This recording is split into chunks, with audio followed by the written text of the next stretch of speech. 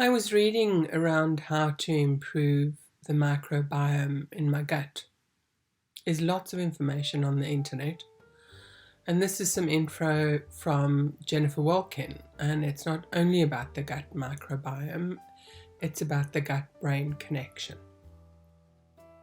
Having a gut instinct is more than a figure of speech. Our gut and brain are really in a constant dialogue, which impacts our overall wellness. The body has more bacteria than it has cells, and these trillions of bacteria are called the microbiome. Most of the microbiome are in our gut, and we are all unique.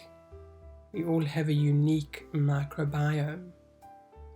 And a healthy gut can mean different kinds of bacteria for different people. And it's this diversity that maintains our wellness. If our normal gut microbiome diversity is upset, it is called dysbiosis.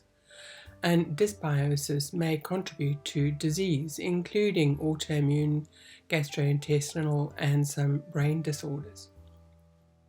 The microbiome can play a vital role in our physical and psychological health via its own neural network called the enteric nervous system, sometimes referred to as the second brain. So given the health implications that the enteric nervous system is now understood to have, perhaps one of the best ways to boost our brain is by maintaining our gut health. This begs a question about the lifestyle choices we can make to optimize our mind, body, brain wellness.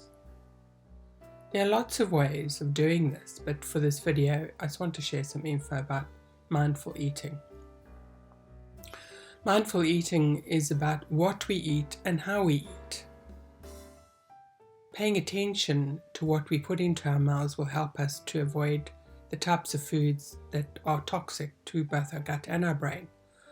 Yeah, I know, easier said than done.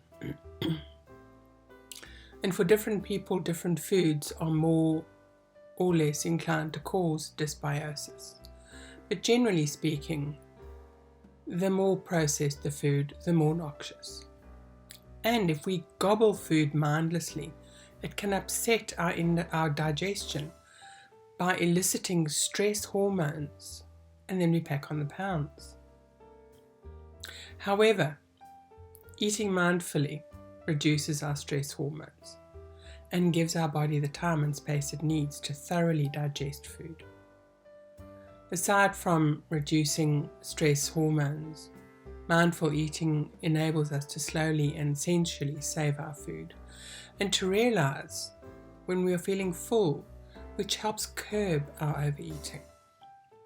So here are some suggestions about mindful eating. I'm sure you know all of this, it's just nice to be reminded of what will help.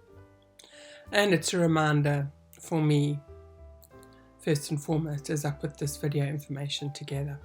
So ask yourself some of these questions. Why am I eating now? Am I hungry, craving something, or am I just thirsty because I'm dehydrated?